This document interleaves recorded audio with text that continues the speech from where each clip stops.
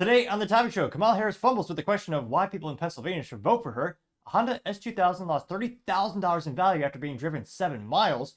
A girl won't date anyone who won't accept her gender fluidity. 3 teens attack a old man and the crowd does nothing. Stellantis dealers are calling out the company for damaging their brands. And a Norfolk CEO and lawyer are fired over a romantic relationship and using company assets. All of that and much more on the Topping Show.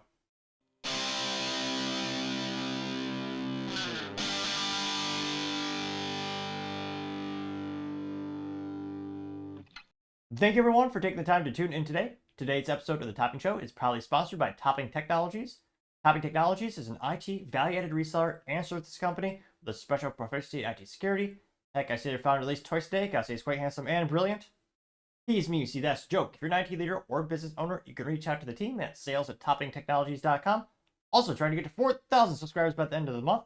So if you can click that button and tell your friends, I would greatly appreciate it. Now, going over to the business part of the podcast, you have a Honda S2000 losing $30,000 in value after being driven only 7 miles. Now, for those who are not automotive enthusiasts, the Honda S2000, or sometimes called the Honda S2K, is one of the most iconic vehicles ever made, especially from Honda. It's one of their very only, one of basically 2 true sports cars they made, being the S2000 as well as the Acura NSX, although globally it was called the Honda NSX everywhere but the US for the first iteration.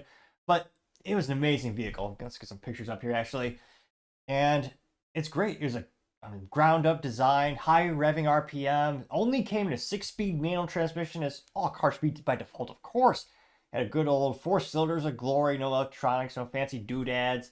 And it was a great car, but unfortunately, like many fun things in the 2008 recession, that cut back on a lot of people's fun toys, and this kind of hit the chopping block. And to this day, Honda kind of sticks to the 3 to 4 major vehicles that it sells. And now, they don't even have a single coupe. They killed the Honda Civic Si coupe. Now they just have it with 4 doors, and I guess you have the NSX where all 18 people were able to buy them, which I would argue is also not as good. They killed the manual transmission for the reiteration of the product, but I partially digress. Honda S2000 was iconic, and if you go to the track, you'll see them. It is one of the most fun things there, though a much lower volume of units produced compared to the iconic Mazda Miata, where you can't go to a track without hitting them. You can't throw a brick at a track without hitting one of those things. Now, the S2K, as you can see in all its glory, this is actually the CR edition, which is the final send-off, where, funny enough, they wanted to try to spice it up to give extra incentives to move units. So they did a couple things to make it more track-focused, and there's really not much demand at the end. And now these things are worth more than a Lamborghini or a Ferrari in some cases. And it's still one of my dream cars to get one of these days. Someday, knock on wood, I'll get a S2K in one of my dream garages. Now this comes just thanks to the good old website known as thedrive.com. And this is by James Gilby, he's right over there. Say, quote, driving this mint Honda S2000 CR, just 7 miles cost the owner $30,000. Again, your average S2K, if you go on cars.com or AutoTrader, it's fascinating that decades later, these things are still worth $20,000, $30,000, $40,000, and they have like 60, 70, 80,000 miles on the odometers.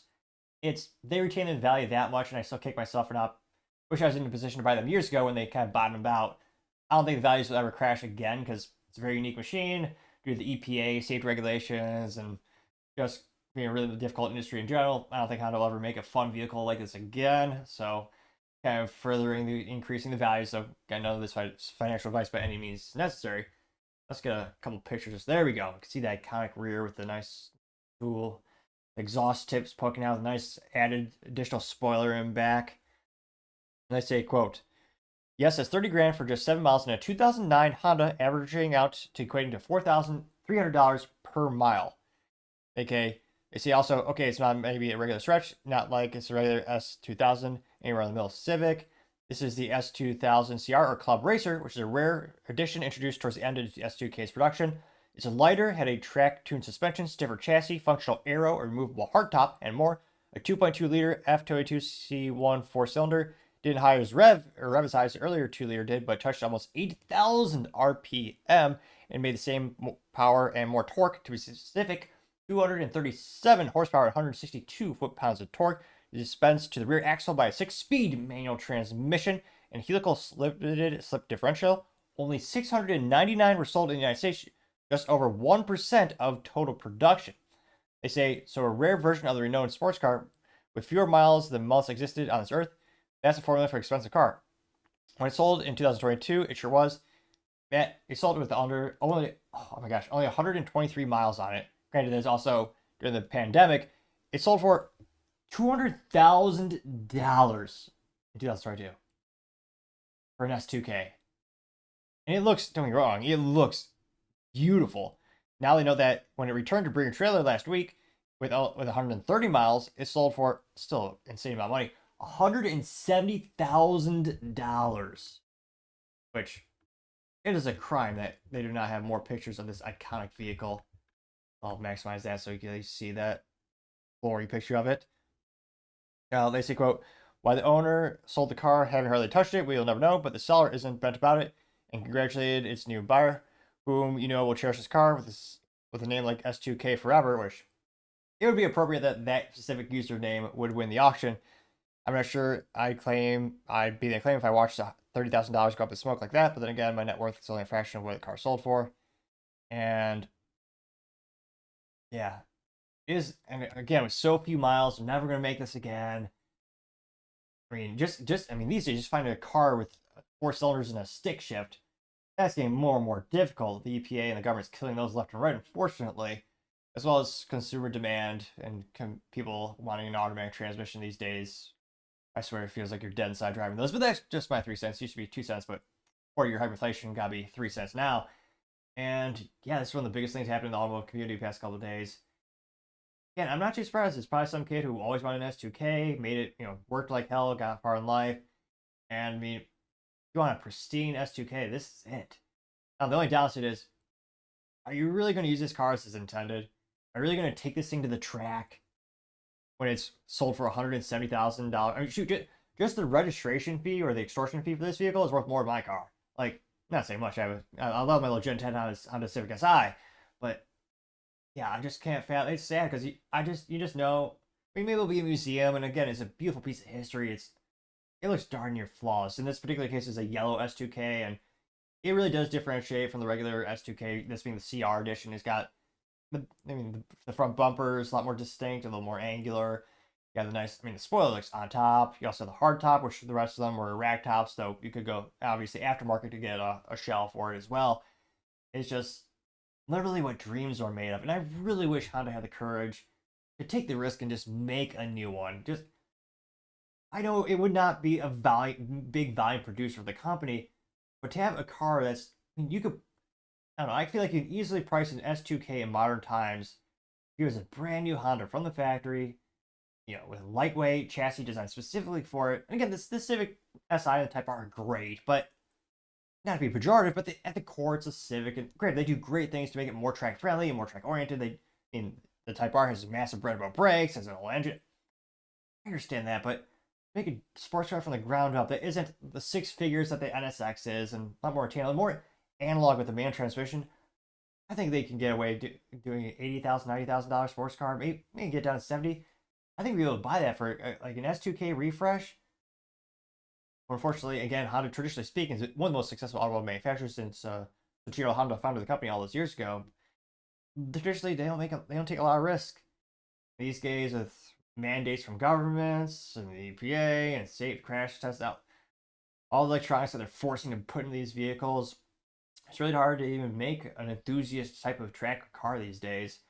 So there have been people wanting and rumors for an S2K for literally over a decade. So unfortunately, I don't think Honda's actually going to go. I don't think they have the gumption to go for it. I don't think they will. So it makes sense to see these old S2Ks just increasing more and more in value, becoming more and more collectible.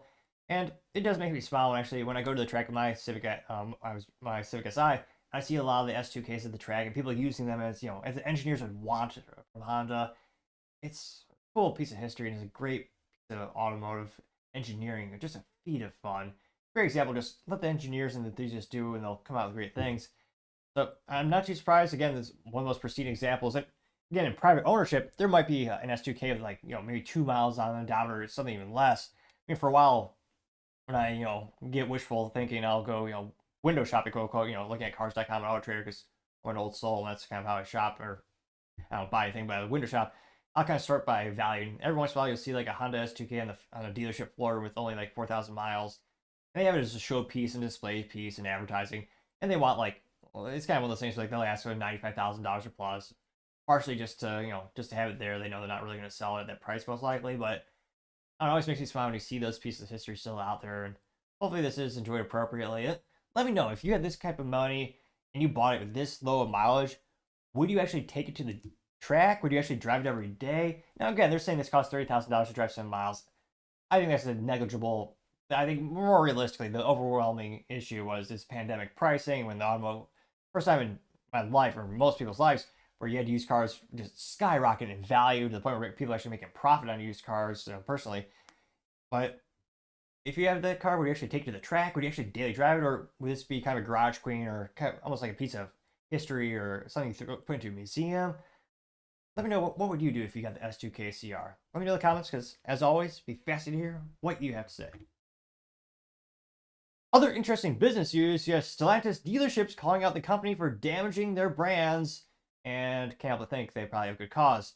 And because Stellantis, while they do have the largest portfolio of individual car companies and brands and names, they can't seem to handle it as they butcher it left and right. Also have terrible business decisions, which partially because of government interventionism, such as Dodge, which used to make the great Hemis, good old V8s with stick shifts and big old American muscle. Well, some of it is made in Canada, but nevertheless, good old American muscle and just raw power. Putting a V8 into a little Jeep and little Grand Cherokee. It was awesome. And CEO said, "We don't care what everyone's doing. We're going to give people great horsepower for the money." And then they decided, "Oh yeah, we're going to do a straight six, also known as a 6 cylinders in a straight line, as opposed to a V8. So you're not getting your Hemi.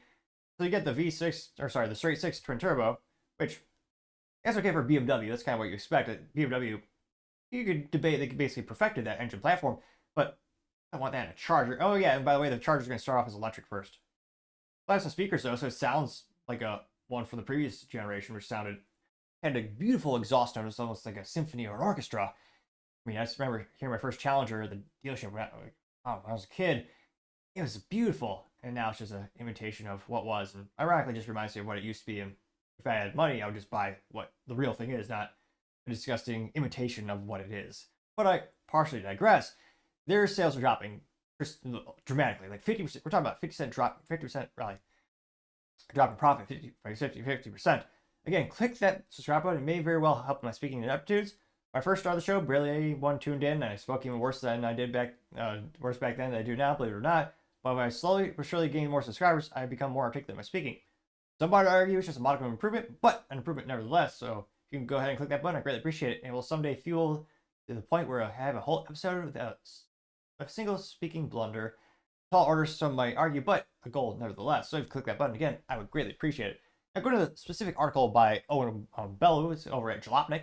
They quote, "Disaster has arrived at Stellantis as dealers call out damage done to brands. Plus, the U.S. has just passed a law limiting the support for Chinese EV, and regulators have launched a probe into almost every VinFast car sold in America." There you see the amalgamation of some of their brands. Not sure this. I think that's one of the buildings they own. See here. Touch screens are great until they break. They don't really work perfectly. In this particular display, you have a Fiat. It might be a dealership. You have a Fiat logo, an Alfa Romeo logo, a Jeep logo, another logo that is obstructed. Which again, it's all the same company. Also, well, Chrysler used to own Dodge as well as Jeep, and then subsequently, when they bankrupted in 2009, well, they were sold off to an Italian company known as Fiat, which again they own many brands. It wasn't just the Fiat brand. And then it eventually became Stellantis, which those both sounds interesting and unique. Now, they say, quote, "First gear, dealerships calling out rapid degradation of Stellantis. Jeep owner Stellantis is in crisis mode now. It's been hit with an enormous recall of its top sellers. It said profits plummeting as sales stagnate, and as it faces offers to offload some of its historic brands. Now the automaker has been hit with a scathing review from U.S. dealers who say it's a disaster has arrived at the automaker." Oh yeah, they also killed the Ram 1500, well, or neutered. It used to come with a good old V8 as every truck should have by default. But oh yeah, going forward, the 1500 Ram, that will be a V6 twin turbo. So if you want a good old V8 in a truck, as all trucks should have by default, well, it should also have a stick shift, partially digress. But now you have to buy the Ram at 2500 or 3500 if you want to get a good old V8. perhaps they're just forcing everyone to upsell because they know not as many people want a V8 in a pickup truck.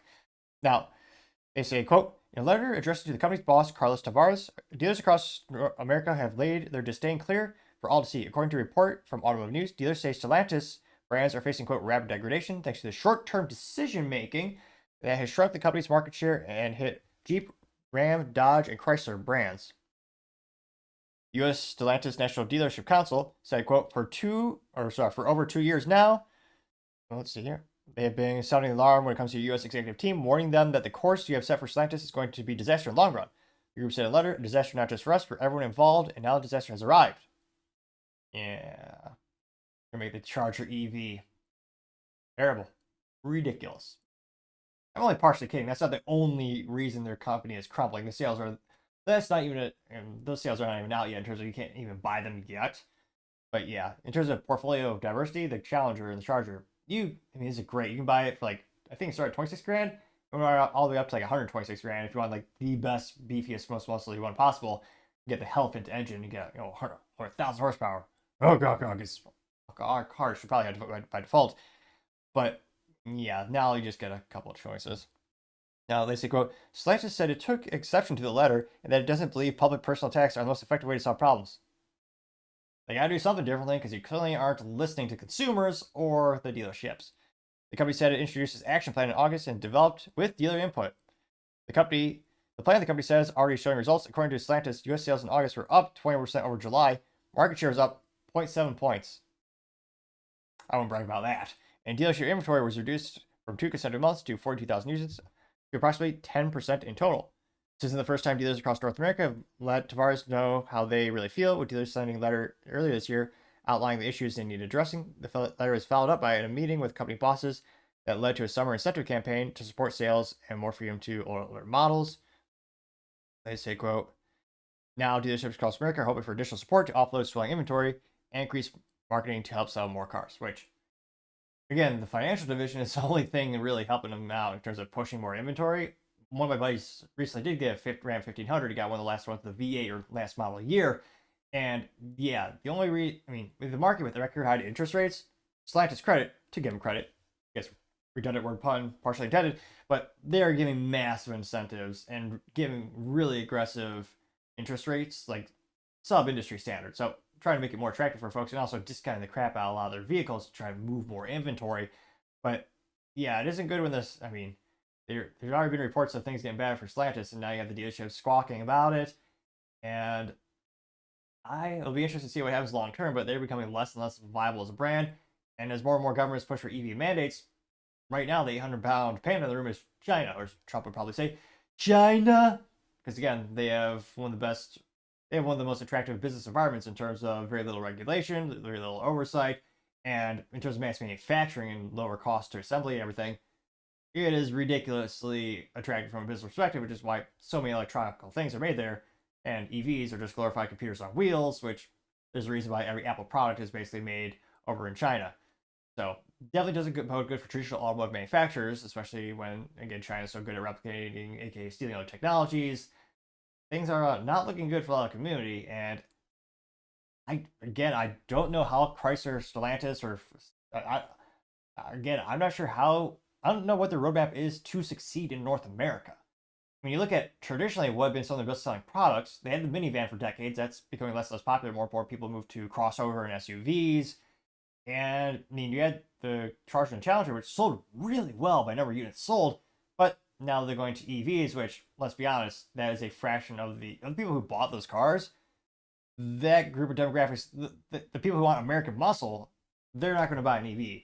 Probably going to go to a Mustang, which is, I would argue they won the pony war in terms of this only pony car that has been bastardized into an EV SUV, or soon will be with apparently the Camaro, or being turned into an SUV or EV and then killing their iconic Hemi engine, which is, again, why you buy Dodge product. It's a good old Hemi, but I partially digress.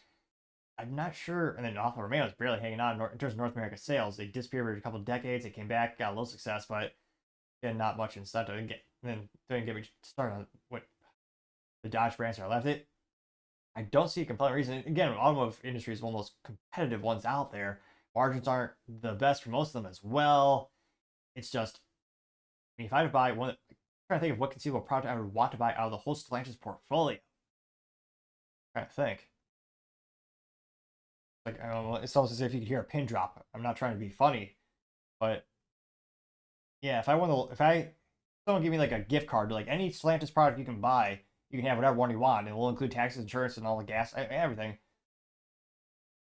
I guess because I like stick shift, I get a Jeep Gladiator with a stick shift, or just a Jeep with a stick shift. It's like a fun vehicle, not very reliable, though. I give them credit; they have one of the strongest brands out there, despite being ridiculously unreliable. People will still buy them up, which is impressive from a business perspective. People continue to buy it, in a brand perspective. But yeah, I can't help but think. I mean, they used to have that kind of Dodge Viper with a V10 and stick shift only. All car, I mean, by default, is a beautiful thing. Yeah, but yeah, what would I buy now? I don't have much of a compelling reason. So I'm not sure how. I don't know how they're going to survive the next couple of years as you have more and more competition. But let me know, when's the last time you actually bought a Chrysler product? I mean, my parents bought, I mean, what was it? A 2001 Dodge Grand Caravan, which had a good old V6 in it. And I would argue is 100% renewable because, like most of those vehicles, they all, I mean, after a couple of years of ownership, they all rusted out and returned to Mother Nature because they just disintegrated into nothing. I'm only partially kidding in that regard. But yeah, when's the last time you knew anyone who bought a Dodge? Yeah, when was the last time you actually knew someone who bought a Stellantis vehicle that was not a traditional Ram 1500 or Ram 2500 gas engine truck? That's a thinker. I'm trying. Just my group of friends. Yeah, no one. I have one friend who got one of their products, and it was the last 1500 with a V8. But yeah, let me know. When was the last time you actually heard someone actually buying that? And would you ever want anything in their portfolio of all their brands? Let me know in the comments, because as always, be fascinated to hear what you have to say. Now, going over to the Culture Prod podcast, you have a girl saying that she won't date anyone who won't accept her gender fluidity. And of course, she does have a cow ring. I don't know. I don't know who's perpetuating this. But if you have any female friends, I implore you to tell them, do not get the cow ring on your nose. No men find that attractive. I don't know if this is a psyop or I don't know who's telling these ladies they should do it. I mean, it is 110% guaranteed to repel any man with a modicum of taste. I don't know why this is. Perhaps it's just another sign of continuing cultural decay in the United States, but I don't know who's perpetuating this. And of course, she has other accessories as well. Now, this goes thanks to Libs of TikTok, in which she says, quote, "You can't date her unless you are okay with waking up next to a little boyfriend, a little theme friend, or an androgynous partner, depending on the day. We have a mental illness epidemic in the country." Yeah, if you look at statistics, it's especially high among women, especially the younger women. Interestingly enough, they all felt the same, but I'm sure that's a coincidence. Now, looks like this gal has, what is this? Jeez. Looks like she has a rainbow-handed t-shirt.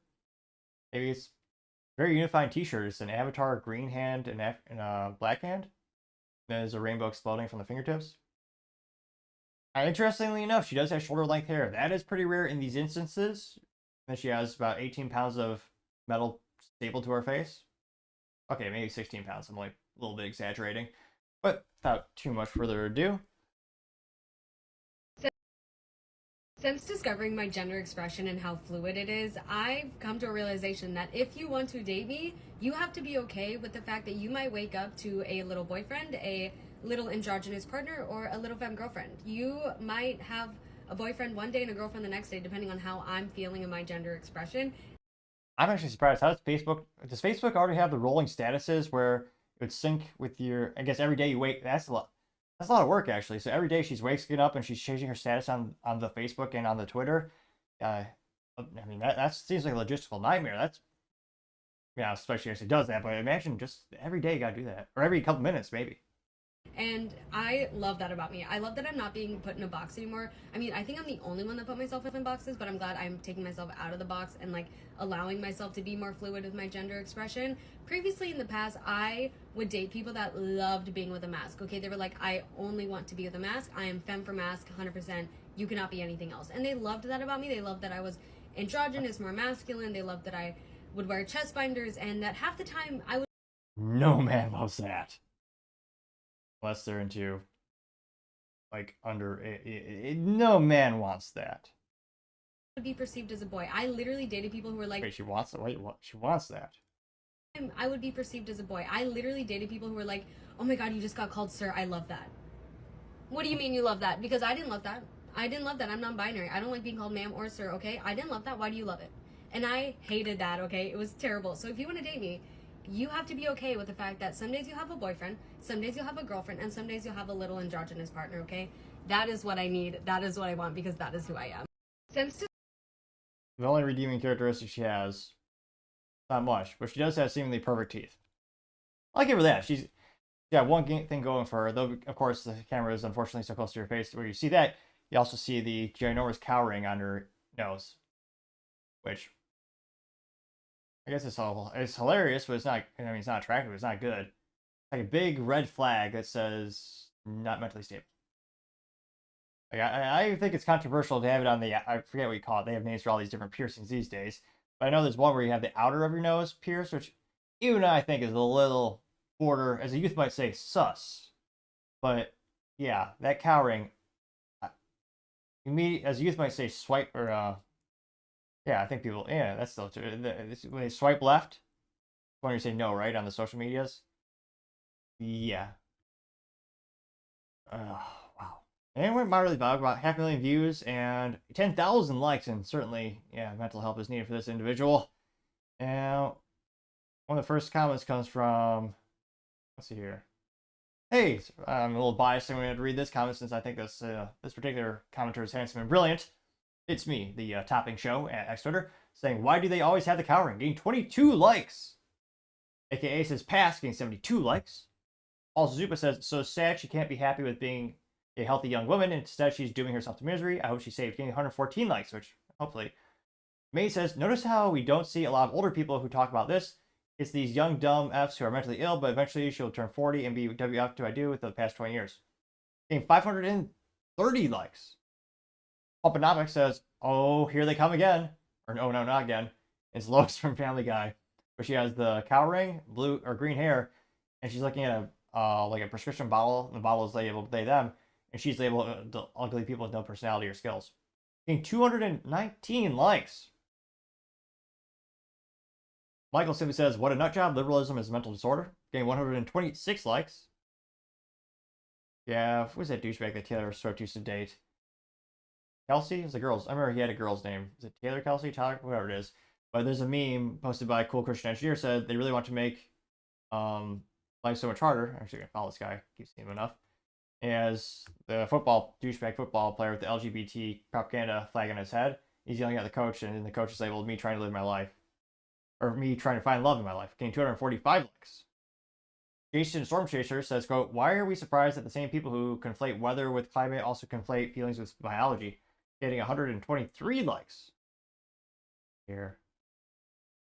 Open Economics also says, we're so done. It's a picture of, I'm not sure, this guy with half his hair chopped off. It says, oh yeah, sure, I have 5 personality disorders and mental illness, hate my life, myself, my job, my family. But trust me, dude, my worldview and ideology are key to a happy life.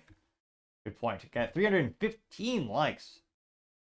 America AF says, society is cooked, getting 102 likes. Marina Rose says, people wear insanity like a badge of honor these days. Keep your kids off social media so they don't get infected with these ideas, getting 108 likes. Yeah, I can't but think there's not a legitimate, good, compelling reason to have anyone under the age of 18 on them internets. I mean, only partially, okay, what is the upside?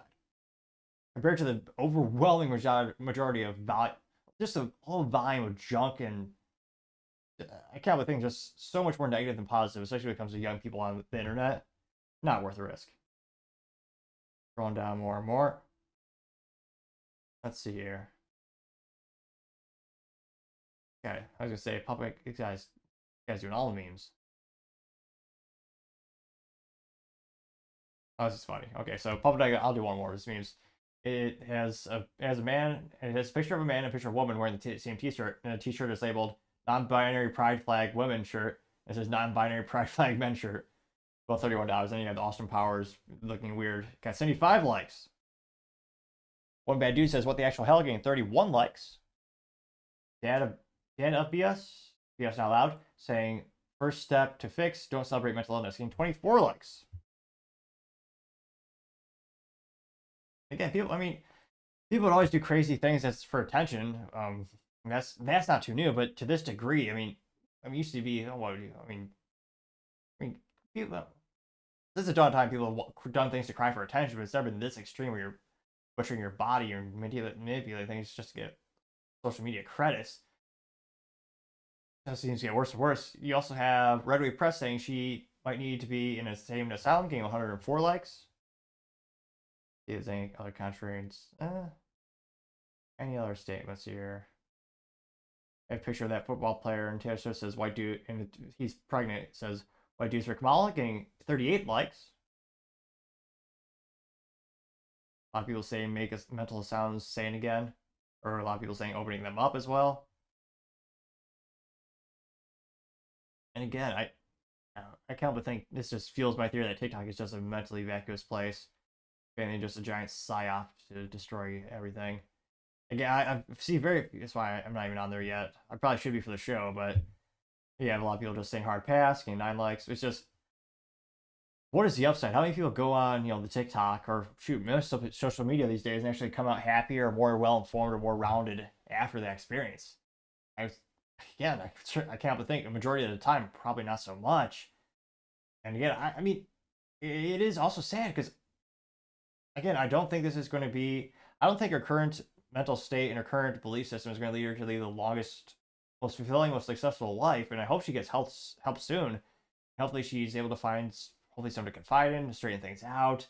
But I'm just so pessimistic because there's millions of people who are also applauding her and giving her social accolades and credits for doing this, and there's huge incentive mechanisms these days culturally to do those types of things. That's why, I mean, I hope she gets the help, but I'm just so skeptical. I'm not sure what the odds are that she actually will. And let me know in the comments. I mean, again, anecdotally, seeing this more and more, and again, we look at the percentages of people who are identifying as having mental illness, even prescribed by a doctor, or signed by a doctor, diagnosed by a doctor more accurately. But yeah, let me know in the comments. I mean, do you think she'll get help? I mean, and do you see this on a local level? And do you think things get better anytime soon? Let me know in the comments, because as always, be fascinated to hear what you have to say. Other interesting cultural news: you have 3 teens attack an old man and beating him onto the ground, and the crowd does nothing. Because it's 2024 and accountability and culture just continues to unfortunately decay. Now, this comes to us thanks to the good old End Wokeness on X Twitter, saying, quote, a mob of black teens attacked 3 white men in Milwaukee this past week. Zero national outrage. That might be messing up that vernacular there, because it looks like there's one individual man and 3 teens. Attacked 3 old men. There you can see. No, it was, I guess, a 3 old men. Apologize, it was my dyslexia acting up, perhaps. Never officially diagnosed, but sure as hell got a lot of symptoms, so I need to check that out maybe. You see, now not to say I called it, or of course, but you look at these young guys. Not a single one of them is suited up, and of course they're wearing sweaters and pants with no belts. Perhaps there's a belt shortage in the United States that I'm not aware about. We need an awareness campaign. Maybe I should start selling belts. I'm only, of course, partially kidding. Now here you can see the video. I don't think there's volume. Let's see here. No volume, but yeah, I see these old men, multiple. How evil you are how evil do you have to be to attack old people? I mean, they're not to be an old soul yet again, but back in my day, you would respect your elders. You wouldn't treat them with such disdain and physical violence. I mean, that one guy's been beaten to a pulp, like his whole face is bloody. And I mean, yeah, there are a lot. Was it 4 or 5 of these boys attacking this guy?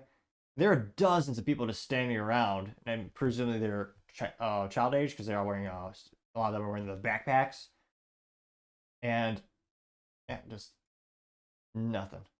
And of course, they didn't report this on any of the mainstream media. Of course, it went pretty viral, at least on X or Twitter. I think about 850,000 views and 24,000 likes. Now, going down to some of the top comments, you have End Wokeness saying, quote, the attack took place right by the Bradley Tech High School right after the school was over. The school is refusing to provide details or information, getting 4.6 thousand likes. Elon Musk asked, was anyone arrested, getting 4.7 thousand likes. They were. And witness says 3 were arrested. The school is refusing to take any action or say whether they were their students.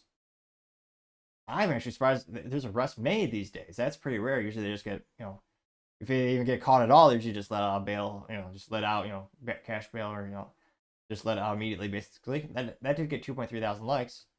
Mr. Bigglesworth Memes says this was a hate crime, getting 196 likes. Conor Rugg says not one person helped him, awful, getting 959. Let's make it 960 likes.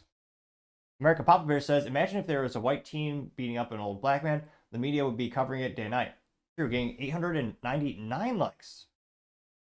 Paul Zupa says, this is a hate crime. Why is Kamala Harris ignoring it? Getting 1,000 likes. Well, why? Doesn't fit the agenda. Detectives One said, get out Democrat-run cities, getting 255 likes. Gunther Eagleman says, quote, this will never make legacy media. Wrong narrative, getting 928 likes. A contrarian statement. We had to dig to find it, but you have the human. So I'm a little suspicious. He has a peace emoji, American flag, the Ukrainian flag, and then the blue wave. His hashtag or his specific handle is the number 4, humanity unity, and he's a raging leftist. So I can't but think he's probably a computer. After all, whose name is human? Seems too suspicious. Probably a machine in disguise, or perhaps just has the mentality or social skills of a machine. So I guess I don't have much ground to stand on myself. But nevertheless, this alleged human says, quote, zero national outrage, just a flat out lie. It was a track discovered extensively on locals. I condemned it. Your tweet is harmful and infuse the narrative. Yeah, getting 6 likes though. Planet Memes, they did respond in meme form. It's usually a 50-50 spot, or this week it seems like a little bit less. But Planet Memes has a picture of Peter Griffin, and I forget you have the color palettes. It says skin color perpetrator, says 24/7 news. And it's the whiter, lighter skins, and it says bury it, and that's the darker colors. Getting 84 likes. Going down more and more. Match Point says every year in America, over 500,000 white Americans are victims of black violent crime, getting 279 likes. So they didn't actually quote the statistics or the source in terms of where they got it. Not really helpful there. Florida Man Eats says, if races were flipped, it would have been headline in the news. We'd all be hearing it out nonstop. Total double standard, getting 423 likes. Paratrooper Brady says, the motive just because they're white. This is the division the Democrats have pushed over the years, getting 448 likes. White Hodo says, I'm outraged. Does that help? No, because the X algorithm makes sure nobody knows I'm outraged. He says that, and yet he did get 222 likes, and I saw it right there. So I'm not sure how much water that really holds, so to say. Red Wave Press says it doesn't fit the narrative. White teens being up a black man would fit the narrative enough, getting 161 likes. Or it says, no, not enough. Going down more and more. Let's see. IPOC doing racism says, what absolute shock, blackness. Oh, it's disgustingly racist. I'm not going to read it. Let's see here.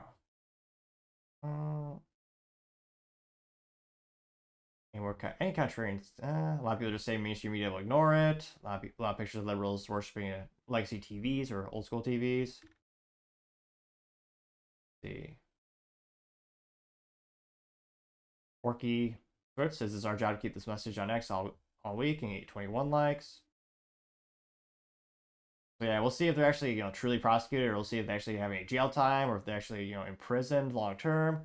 Angel says the parents of these teens should be charged and held responsible for the heinous attacks on those men, getting 10 likes, which we are seeing that more and more when it comes to specifically murders in the United States. When it comes to murders that are in which you're using firearms as an implement, you are seeing parents that are being charged in those crimes. I wonder, in our lifetime, culturally speaking, will we shift to the point where we're actually prosecuting parents in these cases where they're not using any physical weapons, they're just using their fist, or they're attacking and in many cases hospitalizing elderly people who are not saying the defense is there, at more risk and not as strong as the teens. I wonder if we will see a point in our lifetime where those parents are held accountable. That'd be interesting. I'm not, maybe a coin flip at this point. I'm not sure if that will actually pan out. But again, just kind of, it's heartbreaking to see the further cultural decay in the United States as, again, even innocent elderly people. There's also, we should be surprised. A couple years ago, we had it's going viral where you had teenagers just going up to random people and sucker punching them in the back of the head just to go viral. Also, some mentally vacuous they are, which, there used to be harmless pranks. You just throw a water balloon at someone, which, it's a dick move, but it's a permanent bodily harm. And I can't but think past couple of years, I mean, people just keep crossing that line to what used to be, good old horseplay, to actual crime and actual, in some cases taking lives with these actions. So it's very, very sad to see. Hopefully, culture turns around soon, though I'm not too optimistic. But let me know in the comments what do you think will be the outcome, and do you think, culturally speaking, will there be any shift into, overall just more peace in general? Let me know in the comments, because as always, be fascinated to hear what you have to say. Now, going over to the political part of the podcast, you have Biden putting on a MAGA hat and going viral. Now, admittedly, I cannot believe I missed this earlier this week. It went, of course, ultimately viral is Biden literally just put on a MAGA hat when he was out in public. And granted, the way the Democrat Party put a coup on him, and actually he was running for presidential office or to be reelected, and they stole that opportunity from him after the people voted for him. I mean, he should be irate. If anything, I actually think he should be a Trump fan, just to spite the DNC that screwed him over. I mean, you could also argue the same thing about Bernie Sanders when, it's ridiculous. The people were voting for Bernie, and the DNCs are their super delegates, because again, big government knows better than you. Who cares about, they don't care about your wants or our needs.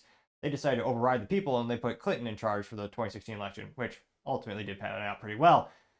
Yeah, the People's Party, my rear. Now, this comes to us thanks to Still Boneless. He says, quote, "This is how it really happened. Trump, handshake Biden." And it's some funny, we'll see if the music is actually there.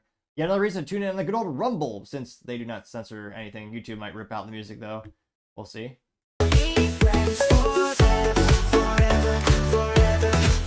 Biden's at some type of public event looking pretty clueless.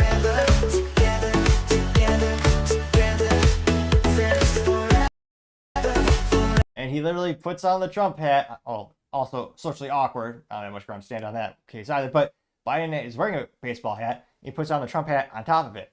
So he's also wearing a double hat. Interesting choice of fashion. And to Biden's credit, he did suit up. His handlers did something right that day. And this is a little video compilation of Trump actually, giving him the video spliced together where Trump is actually giving him a thumbs up. And it's hilarious. I mean, this went pretty viral. Got 1.9 million views. Also kind of further highlights, just the mental decay of Biden, who technically is still the president of the United States somehow. And pretty viral. Also got 33,000 likes. And one of the first comments comes from Cash Florence, says Biden has to be furious about the Kamala coup getting 148 likes, or coup rather, if I could pronounce things properly. Yet again, a further reminder to click that subscribe button, as I will someday go through a whole episode without any speaking ineptitudes. Tall order, some might say, but gotta hope for something. And ever since I got more and more subscribers, I've become slowly but surely better at speaking. Now, other ones that have the top comments, you have Christina Hawkins saying Trump nodding at the end was like Mr. Maga and is just incredible, getting 121 likes. We also have Verenus Christiasis saying this was well executed, getting 83 likes. Kevin Groza says the internet is a work of art, getting 67 likes. Which is pretty hilarious. All these memes. Someone did a video compilation of Trump throwing a hat and then pans over to Biden catching the hat and then putting the hat on his head. They got 67 likes. Is any contrarian statements? Probably not. We'll scroll and try to see if there's any, though. A lot of people saying Trump wants you, and it's the part of the video where Trump is pointing at the camera. Bill Gittigan says, a fantastic insight. You have thought this one up. Kudos, getting 5 likes. Malcolm Flex says, oh my god, getting 4 likes. A lot of people having the Mr. Miyagi moment. A lot of people, what's it? America Got Talent little GIF where they say absolutely outstanding. I mean, of all the things that happen in politics the past couple years, that has to be one of the most hilarious moments. I mean, they're already borrowing a lot of Trump's policies. Why not start to borrow some of his fashion apparel? I mean, that's freaking spot on. And again, one of those things where, let's see. We'll play the extended version. Trump crowd, I'll give you my presidential hat. Presidential seal on it. You want to autograph it? Oh, sure, I'll autograph it. Huh? Yeah. You remember your name? I don't remember my name. I'm slow. You're an old part. You're an old part. Yeah, I know, man. I'm an old guy. And you're an old part, right? I know you would know about that. What? About being old. Oh, I know. All right. I'm a young timer. He reminds me of the guys I grew up with. There was always one in the neighborhood. Well, I'm the only one. That's the most blandest description of someone ever. You remind me of someone that grew up in my neighborhood. There's always one. Go, man. I need that hat. Want my autograph? Hell no. You know my name. Come on. I ain't going that far. Yeah. Is he just being a good sport? There he goes.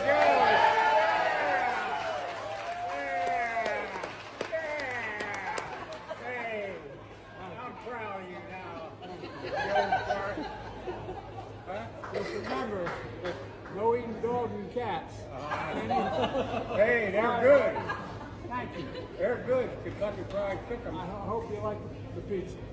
Huh? You guys picked the place to get. I don't know where it's not easy. I'm actually a little shocked for words. There's political moves that was kind of funny. I was gonna say, where's that? What was that a couple months ago when he was actually running? Actually, granted, the bar was pretty low, but he actually sounded more cognitive then than in months. I mean, yeah, that's kind of funny. It's a good way to, again, if you're still running, that might be actually a good way to kind of win over hearts and minds in some people and kind of change the perception about him. Granted, he's been, because of the coup, he's been pushed out. He's no longer running for office, even though he said he would never drop out and he really wanted to run. But yeah, that's actually kind of funny. I'm surprised. Yeah, where was that kind of personality years ago? Now, granted, his policies are still the antithesis of what the founding fathers believed in, and has led to one of the worst economies of my lifetime. But yeah, that in terms of PR, that's actually not bad. The bar's pretty low. Don't get me wrong, but yeah, that's funny, interesting. Let's see here. Interesting enough, a bunch of a lot more comments for people laughing, and not like all the comments. Again, there's hundreds of comments, but these don't get any. We're getting to the point where they're not any more likes. But yeah, I think that's actually kind of funny. I was gonna say, pretty interesting, and yet they still pushed him out. Which again, the bar's pretty low. But in terms of Biden or Kamala, I'll at least give Biden credit. I remember during the 2020 primary when Kamala was talking about, she said if Congress didn't act, quote unquote, and confiscate guns within the first 100 days, she'd pass an executive order that would remove them. To Biden's credit, he said that's unconstitutional. You can't do that. There's checks and balances. He also, when he asked about packing the Supreme Court and breaking the law and destroying the country in that regard, Biden did say he wasn't going to do that. Granted, I disagree with near every one of his policies, but he had some redeeming characteristics. He mostly leftist, but again, he had some. Like Kamala, jeez, someone who's left of Bernie Sanders. I can't but wonder, statistically speaking, are the odds of the DNC winning 2024 more with Kamala? I really debate it. I almost wonder if she's actually more toxic than him. I mean, to Biden's credit, he at least didn't sleep to the top. He actually did, public sector work, but he still did something to get where he was today. Not very ethical or didn't do anything in the private sector to really work, but still, he didn't sleep his way to the top. Do you think the DNC might be hoping he comes back in a couple weeks? Well, I mean, who knows? I mean, crazier things that happen. Maybe they'll wheel him back in. But let me know. Are you surprised he did that little PR stunt, or put on the Maga hat? It went pretty viral. It got some laughs. Let me know in the comments what your thoughts are, because as always, be fascinated to hear what you have to say. Other interesting political news: Kamala, well, she's a little flabbergasted and a little confused. And someone asked her, why should we vote for you? And when she was in Pennsylvania, why should they vote for you? Which, in her defense, she did not have that question prior or the answers prior to that, which I can't but think during the presidential debate, she probably had the questions and answers given to her prior. But I only partially digress. It's not too long a clip, so don't be too hard on your earballs. This comes to us thanks to the good old End Wokeness on Twitter. He said Kamala Harris can't handle a single reason as to why Pennsylvania should vote for her. And it's only about 17 seconds long. Looks like she might be in a restaurant trying to pretend to be human. How are you feeling? All right, let me try. Reset volume real quick here. How are you feeling about Pennsylvania? I am feeling very good about Pennsylvania because there are a lot of people in Pennsylvania who deserve to be seen and heard. That's why I'm here in Johnstown, and I will be continuing to travel around the state. How are you feeling? I mean, maybe I just like her because I sound so. I sound like a scholar and a brilliant speaker in comparison to Kamala Harris. Like, I mean, she was intelligent, if she'd be articulate and give like, I mean, shoot, she gave 3 specific bullet points of why that state should vote for you. I don't know if they believe her, considering she has a whole track record trying to ban fracking, which is a big part of the economy over there. Of course, now she says she's all for it. But one would think she'd have some answers loaded up for that. I mean, it's almost like lack of preparedness, lack of intellect, lack of the ability to pivot. Again, you see my speaking ineptitudes. Click that subscribe button so I can someday go through a whole show without any speaking ineptitudes as I feel my theory. When I first started the show, barely any subscribers, but stumbled over my words a lot more as I gained slowly but surely more. Been a little bit better at speaking, so I have that theory. Click that button, greatly appreciate it. I can make it through a whole entire episode and sound moderately coherent someday. But yeah, she couldn't pivot. She couldn't improvise a single, like 1 or 2 bullet points. She just says they deserve to be heard, which is like political cliche as old as time. Also just saying, oh yeah, we need to get America back to work. Which, again, they've said that on the left and right for decades from those things. And of course, they never actually have an action plan, and very few of them actually achieve any of the things they say they're going to. But another topic for another time, perhaps. But yeah, one would think she'd have a couple more compelling reasons that are specific to their culture, the economy in Pennsylvania. But no, she completely flops. Now, in terms of going viral, got pretty good. Got 1.7 million views as well as 32,000 likes. One of the first comments coming from Paul Zupa saying, quote, Kamala looks tired and America is tired of her nonsense, getting 2.3 thousand likes. Gunther Eagleman also says, quote, Kamala Harris is really this dumb, just FYI, getting 2.7 thousand likes. Desiree says her political career, this picture of Kamala holding up a sign says, trust me, my values have not changed. I'm a liar. I will always lie and promise anything to just get elected. Getting 465 likes. Defy L says she's cooked, getting 724 likes. Follow the World says, what a cloud, getting 765 likes. America Papa Bear says, because Orange Man bad, getting 36 likes, which is a pretty rudimentary argument in terms of, oh yeah, you just want to, you're going to support one person because you hate the other person. Like, at least give me, if it's an educated vote, at least respect me, even if I don't, agree with them. Like, if you give 3 bullet points on policies or past track records of why you want to vote for a particular politician, I'll at least respect an educated vote, even if I don't agree with those policies or that track record. But yeah, if you just like, oh yeah, I think the other one's terrible. I think it's bad when people on the left and the right do that. Going down, you have David Sullivan that pronouns prosecute Fauci saying, why not? Here's Scott Pressler. Or it says, where's Scott Pressler? It's a picture of the dude holding up a sign says 3.6 million black kids in poverty. Why do Democrats choose illegal aliens first? Getting 467 likes. Dave Valiant says, quote, I'll translate out of Kamala into regular human speech for you. I'm here because they told me to be here. Getting 679 likes. Yeah, the conservative alternative saying, this is all she has to offer to us and it's not enough. There's someone who looks like they're starving and dying, says, I can't afford to live. Please help in literally any way. And Kamala, the text is inappropriate, bizarre laughter. Which, yeah. Got 404 likes. The persistence says, let's keep registering new Republican voters across Pennsylvania, getting 273 likes. Cool Christian Engineer says she can easily present her achievements using this picture, and it's SpongeBob opening up a case. It says Kamala's achievements in one picture, and the case is empty. Getting 98 likes. So she does brag about passing the Inflation Reduction Act, which, in true politician newspeak, had the exact opposite of the intended, or of the name of the bill in terms of effect. We also have Chef Iron Principle saying this is Kamala when she doesn't get questions in advance with 2 weeks of prep.